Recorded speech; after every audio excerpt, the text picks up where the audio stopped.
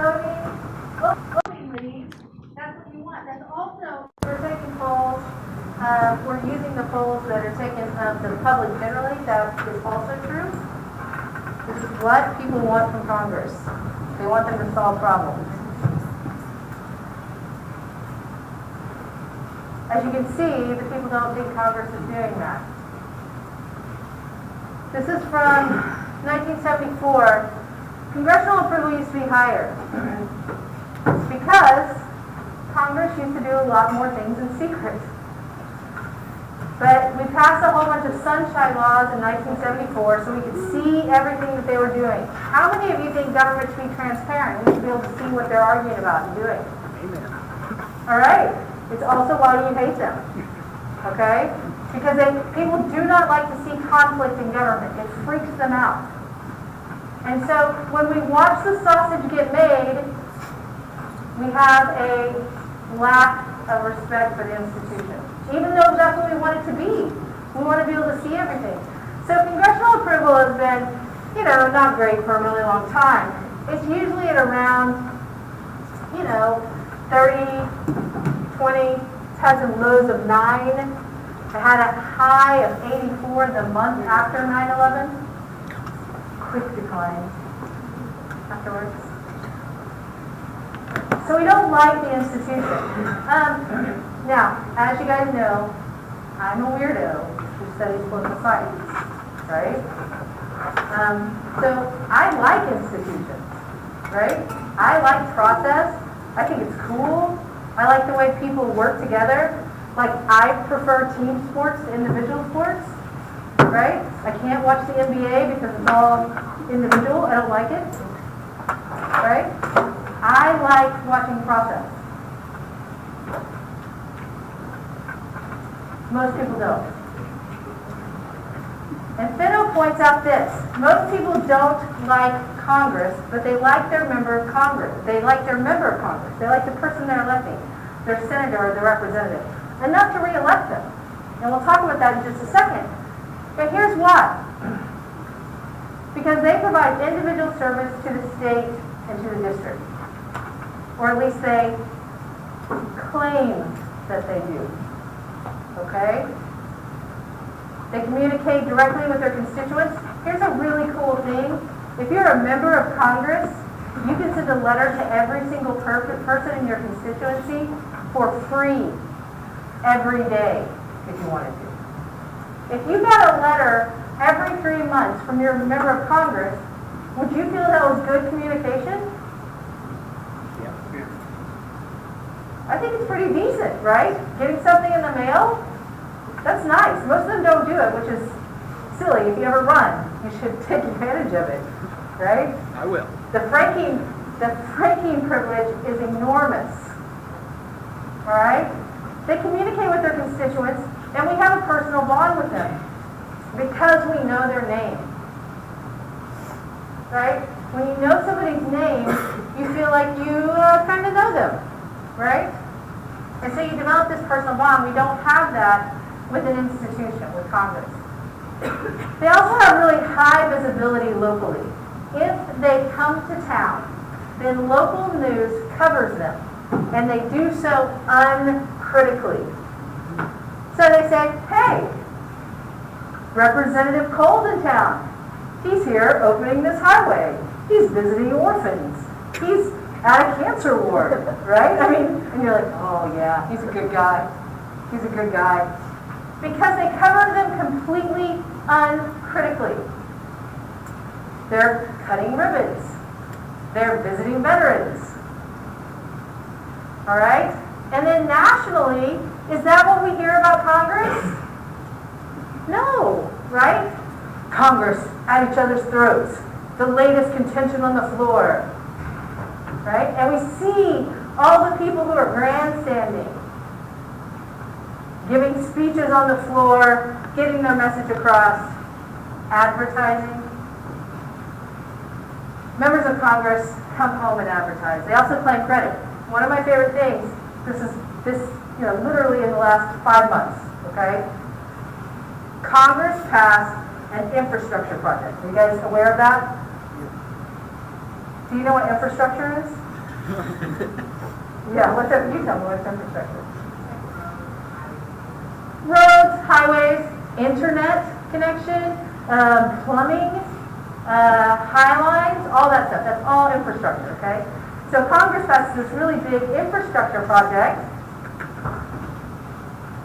and Republicans across the United States went home to their districts and did what? Took credit for it. They took credit for Or it. they opposed. And they didn't vote for it. But they say, hey, money's coming to our district, I did that. But they didn't. They claim credit for anything that happens that is good, whether they had anything to do with it or not, and we don't know enough to question them. Or we don't care enough Didn't Stephanie Bice vote for it? to question them. Stephanie Bice did in fact vote for Which it. was weird. Well, Stephanie Bice has a difficult district, Yeah. right? Which we'll talk about in a second. Okay, so they also position themselves. Things that they know that their constituents generally want, right? Then they will position themselves to loudly be in favor of that. Okay? What's something you guys care about? It's kind of on the spot. What? So it's kind of on the spot. Okay, but anything, right? What? Clean water. Okay? Interestingly, something just happened with that. But a member of Congress might show up here and say, you know what? We all deserve to drink clean water. And people go, yeah, you deserve that, right? They position themselves in such a way that we feel like they're on our side about this issue that we care about. Okay? We have a problem with the institution because we want them to solve the nation's problems. We've got some. So you think? Yeah. One or two? And we don't feel that they're effectively doing that. As a matter of fact, you can look at the number of bills passed by Congress, and in the past 20 years, they take a dramatic decline. How many bills are actually passing? They're not being terrifically effective at addressing the things we want. One of the things I'm having you guys do this week, right, you guys already started, that immigration bill, Congress has had similar bills in front of it for over a decade. Over a decade. And many times people say, we think this is a problem. We think there's some problems here on all sides. And they've done nothing. That doesn't seem to be very effective. Or at least nothing has come out of it, right?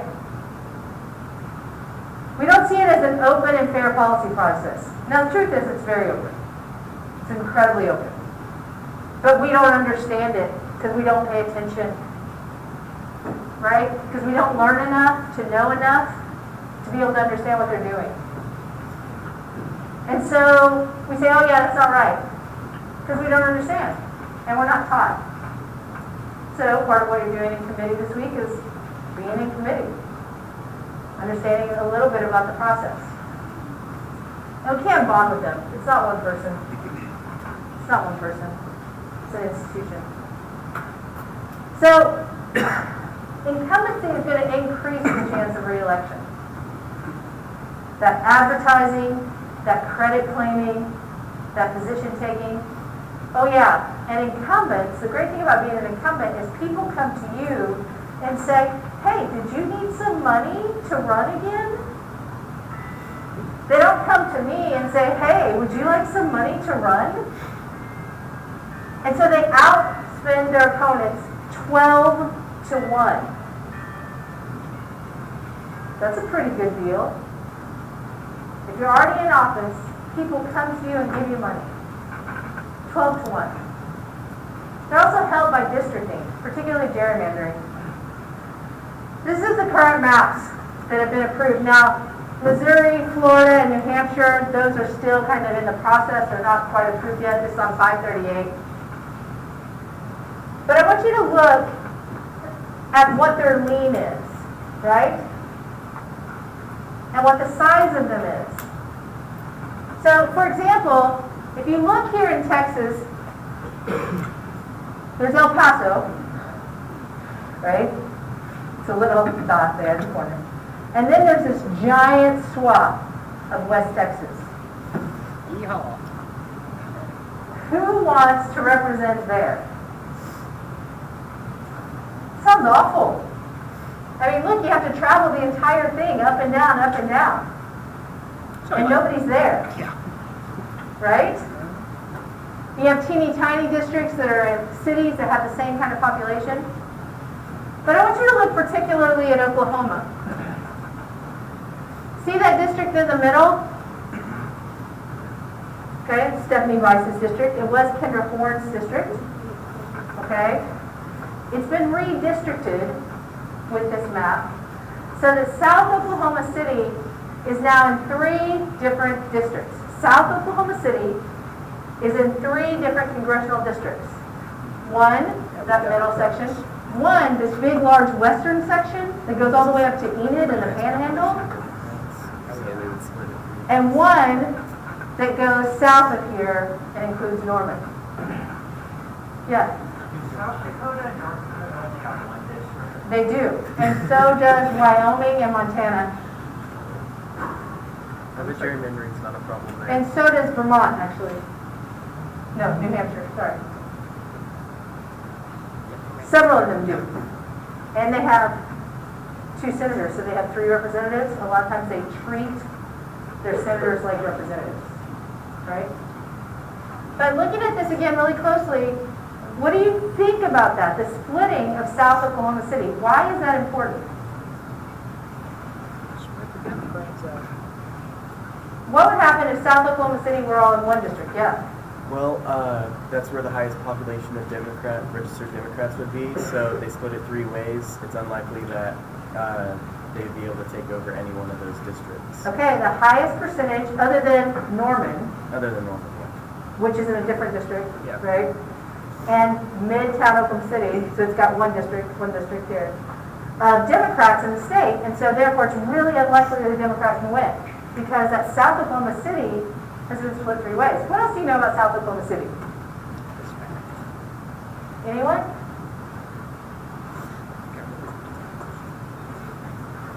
It's the highest Latino population in the state, right? And so there's a really big question here if this is constitutional because it's breaking up a minority group, right? I think that this map could be challenged in court, but it hasn't been because of its impact on a particular ethnicity, okay? There's something called the efficiency gap, and that's the way that we draw these districts. This is the calculation of lost votes and lost seats due to gerrymandering, right? And there's an argument, and I think a reasonable argument, that you can say it's unconstitutional if that loss is 2 or more. So let's look at that. In Texas, Republicans draw the districts, and Republicans get an extra 5.8 seats because of the way that the lines are drawn. California, a commission draws the seats, and Democrats get an extra 3 seats because of the way the lines are drawn. In Ohio, Republicans draw the seats, Republicans get an extra 2 seats. Illinois, New York, Democrats draw the lines there, and Democrats get an extra 2 seats.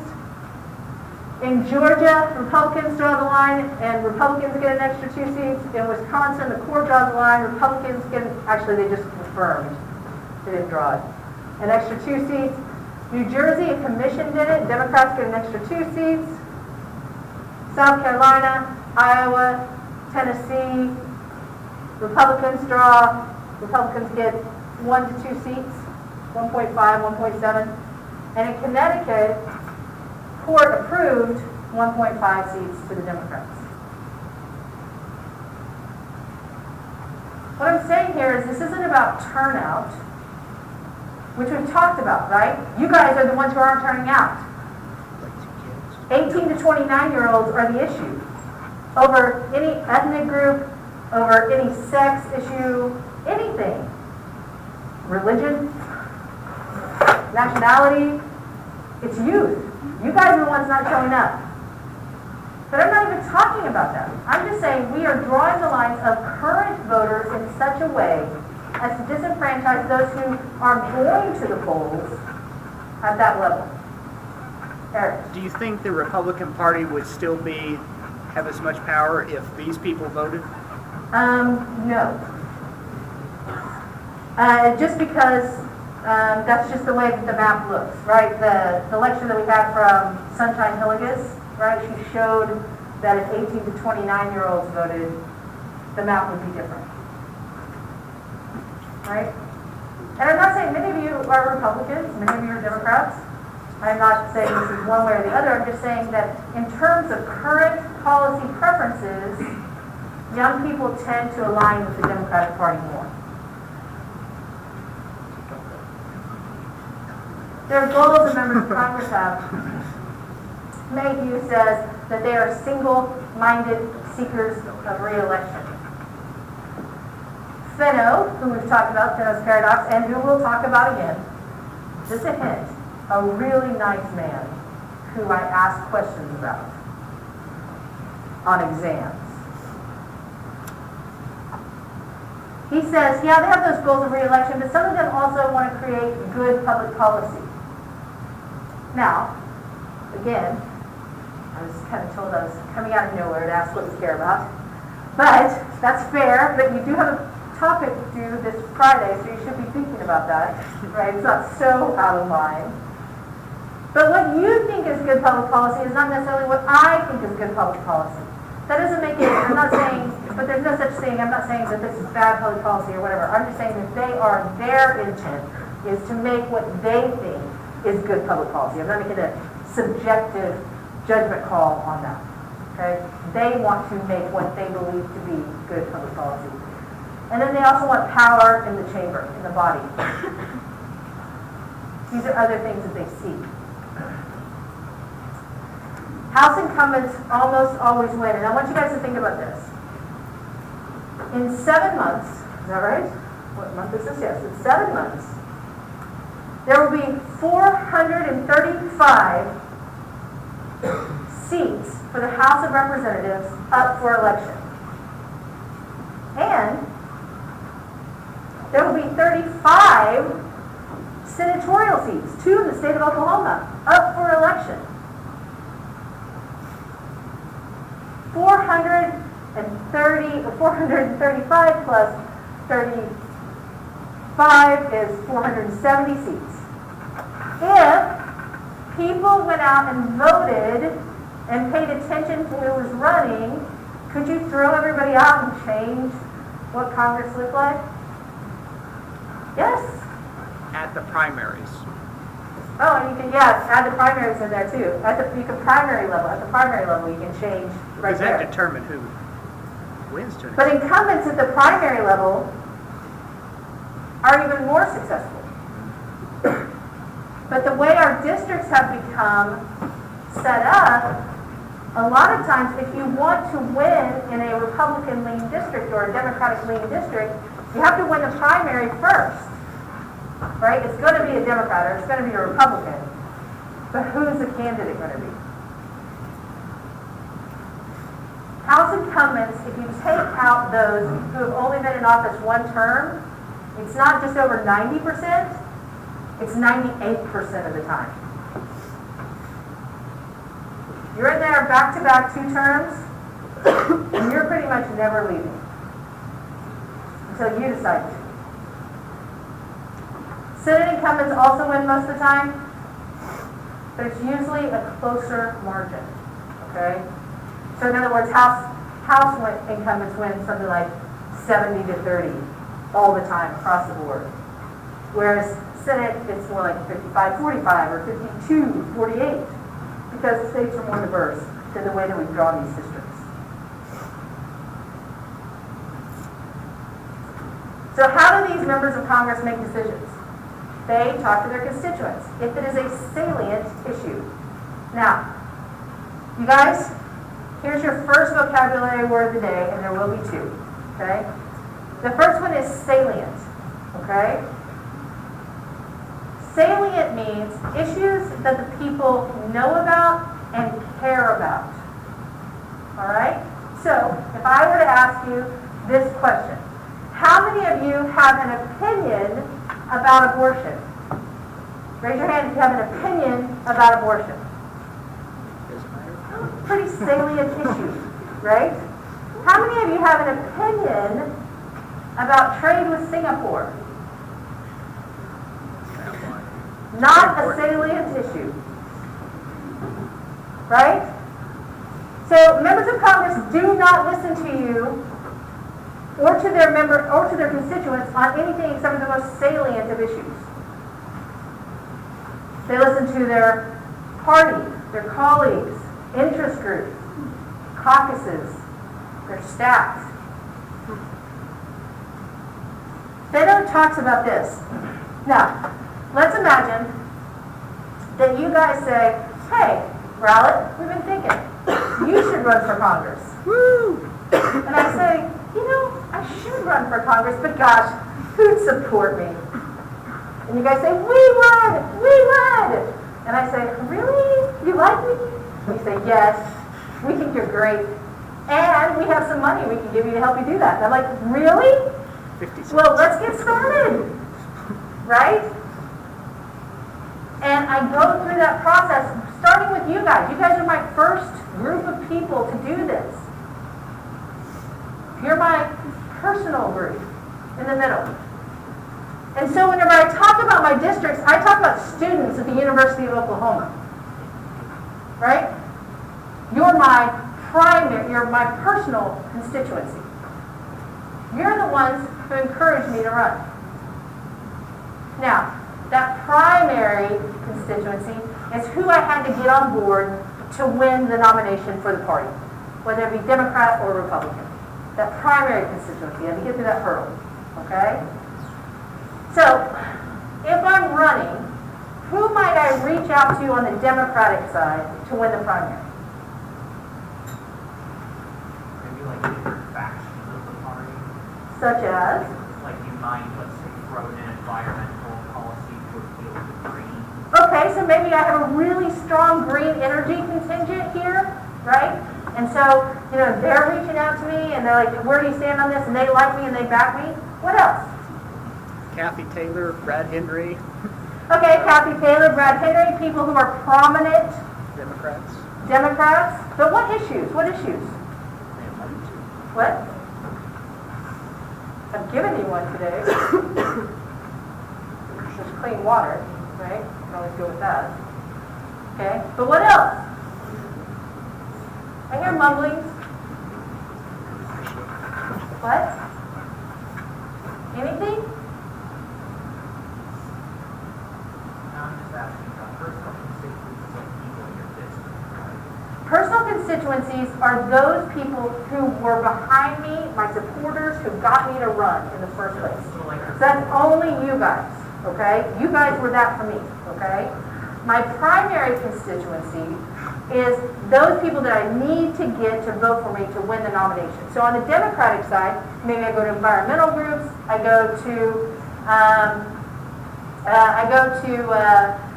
pro-abortion groups, I go to young women, I go to small business owners, I go to education, I go to professors, right, and to educators, right? And so this is going to be my primary constituency, people who show up who are there on that side. Now, if I'm running as a Republican, who do I go to? Who do I go to? Yeah. What? The exact opposite. Not the exact opposite, but different constituencies, so more pro-life groups, Pro-life, right? Corporation businesses, right?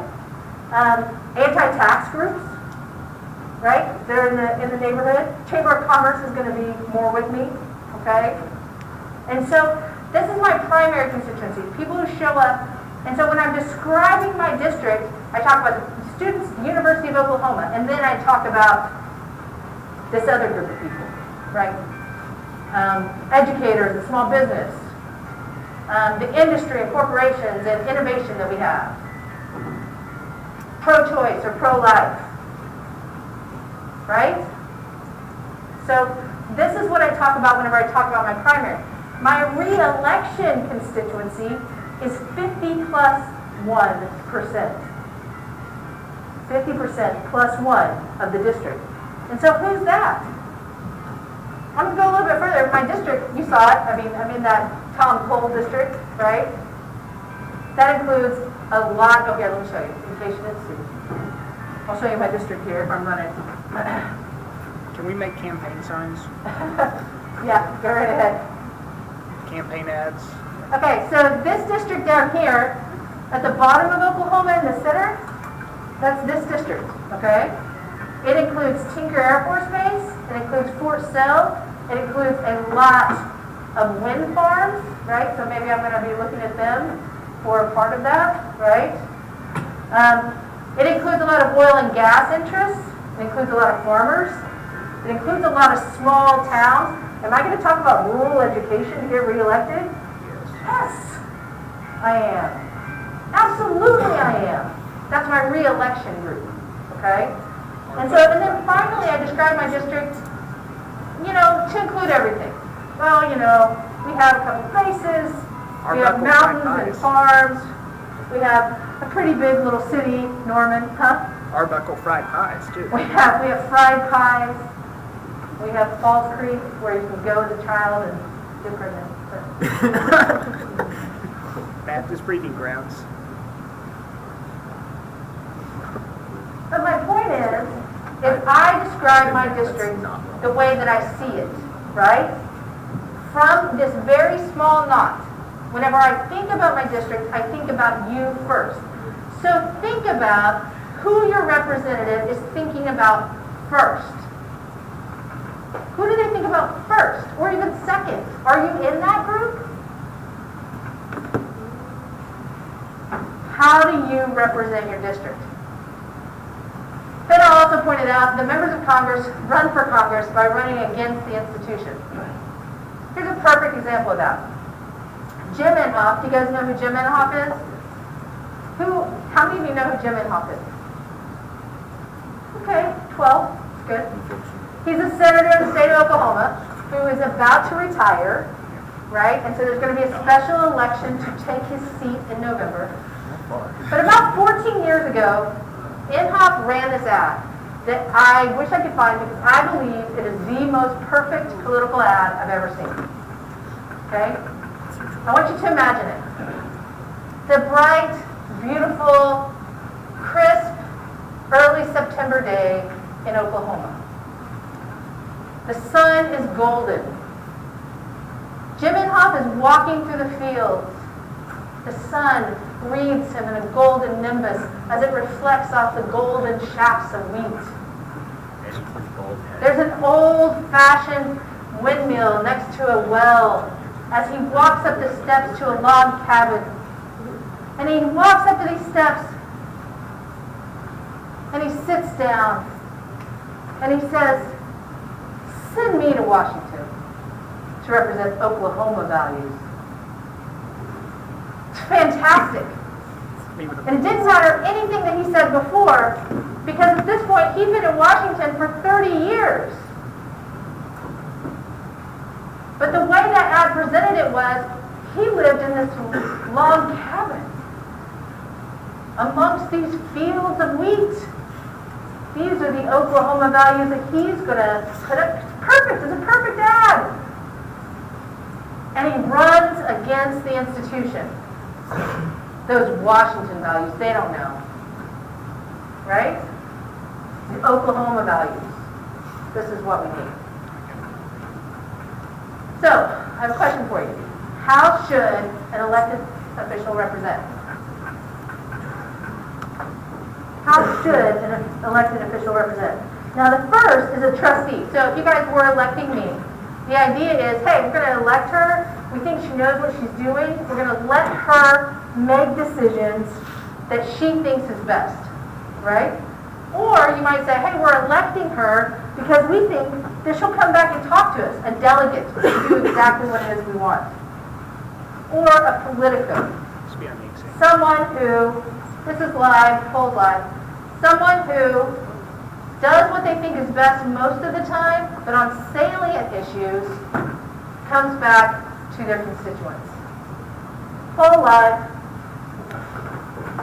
This will come back to haunt you. Sorry, what? This will come back to haunt you. Oh, yeah. This will definitely be a test question. There's so many test questions. I think I've covered 4 right now, so far.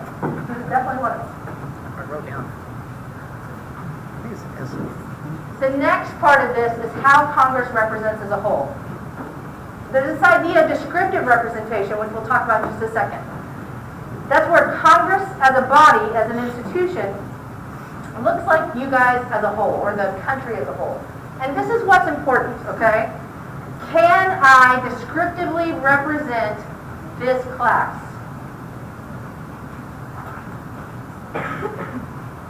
Is there any way in which I can descriptively represent this class? Maybe college educated? Okay, but that's it, right? You're not all women, shockingly, right? You're not all 50 years or older, shockingly. You don't all share my religious beliefs. You don't all have my same monetary situation, or my sexual preferences, or my ethnicity, right? That's descriptive representation. One person can't do it, okay? It has to be the body as a whole. So remember that when you're thinking about how Congress represents as a whole, okay? The other is substantive. That's when the majority of the policies, the majority of the time, represent what the majority of the people want. In 1968, Pitkin looks at what Congress has been doing over the last 8 years, and she says, Congress represents substantively. Was Congress very descriptive in 1968? No. But substantively, it did what the majority of the people wanted the majority of the time. Does it still? Well, Gillens, Martin, and Page look at this. Gillens and Page look at this in 2014, and they say, no. The majority of the time, Congress does what corporations and the wealthy want. It is not representing substantively. And this is between 1990 and 2012. So, which matters most to your identity? When you think about your identity, when you think about descriptive, which matters most? You guys have to do this, I think. You can do it on your phone. You can text Dr. Rowell at 306 to 22333, and then you can click one of those, or you can go to colev.com/Dr. Rowell at 306. Okay? So which one of these matters most to your identity? I asked this question differently in my last class, and I got 0 responses. So I'm hoping for actual responses. It's a dream. Look at that! We have 2 people who have responded.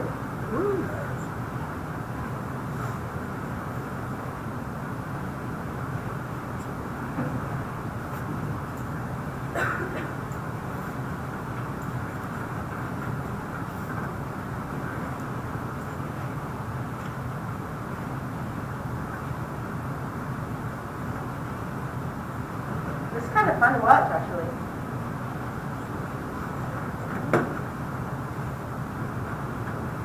Is anybody still working on this one? A couple, yeah. You can text it. Oh, it's full. Sorry. All right. So that's where we are, okay? So it looks like a little over a third of you says, whenever I think of who I am, I think about my sex or my gender first. Okay? More than a quarter of you, right, are going to say, I think about my race or my ethnicity first. A quarter of you think about your religion first. And then a smaller number of you think of your class, right? Wealthy, middle class, poor. But these are all politically relevant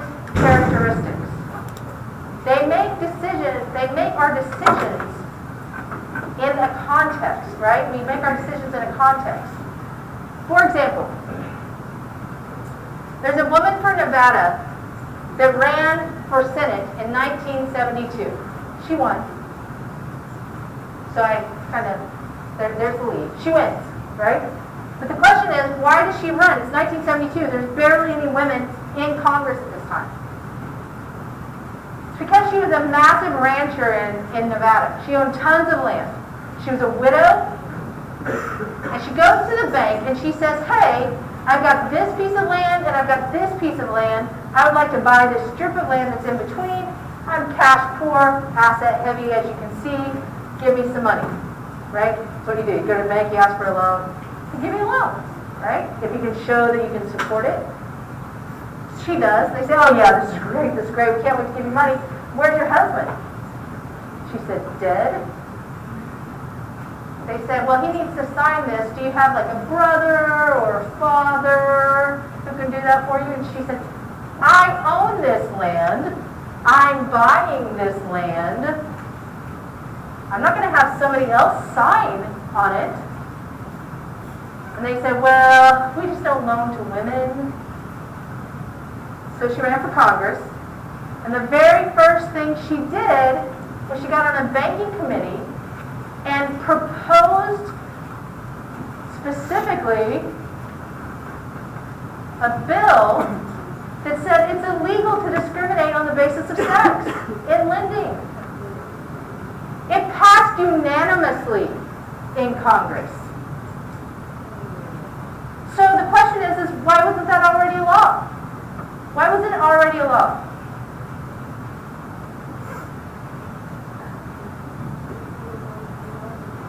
I'm coming.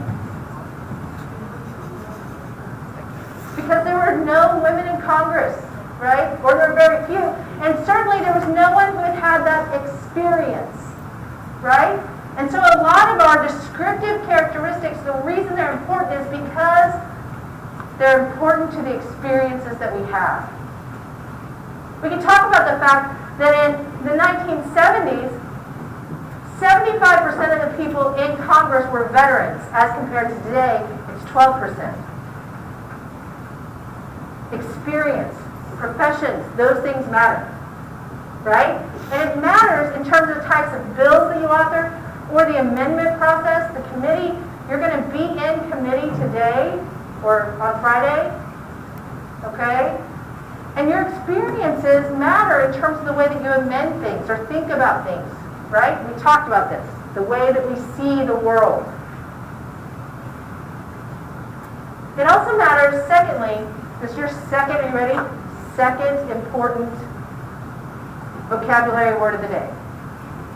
If you look it up on the internet, it will not give you this definition, either for salient or efficacy. And I'm not saying I'm the only one who defines it this way. It's just this is the political science definition.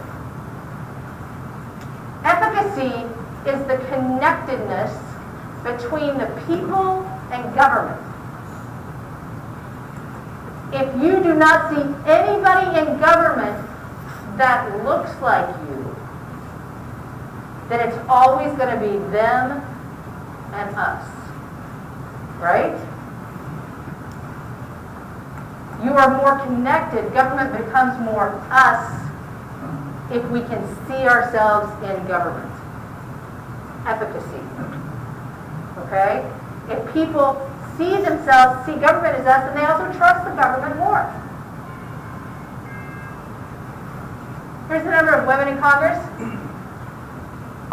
Almost a quarter. Almost a quarter of Congress. The big year was 1994. You see that jump right there? It's a big year. It's called critical mass, where it no longer becomes abnormal to see a woman running for Congress, right? Still only a quarter. Women do make up half the population, right? So the most underrepresented group, women. Racial and ethnic diversity has increased dramatically over the last 20 years. This is about where we were in 2001. Native Americans are at the top, this is not percent, it's total. 17 Asian Americans, 46 Hispanic Americans, and 59 African Americans. African Americans have made up a proportion equal to the population, like if we look at it as a mirror, right? Since the early 2000s. But no other group has reached that yet. Hispanics, for example, are not at that level. Latinos. There are 2 LGBTQ Senate members, 9 members of the House. Half of them were elected in 2018. So, it's another poll. I told you I was going to give you many today. I'm going to give you this poll, then I'm going to take attendance directly afterwards. Okay? I think we do them at the same time. Let me start the poll, and then...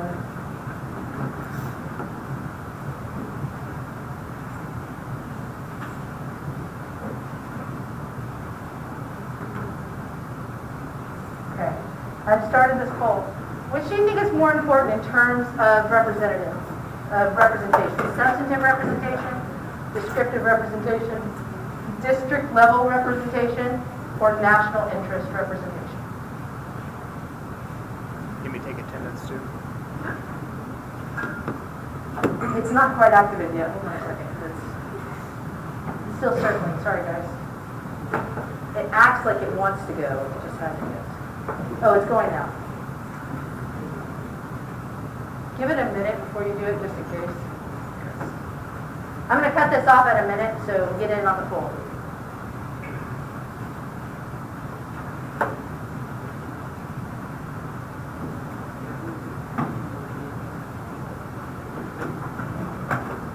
You have about 35 seconds left on the poll, and it looks like 128 of you have logged in.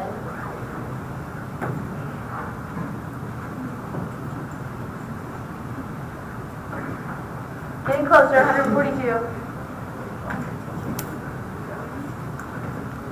15 more seconds, you guys. If you haven't done the poll, do it.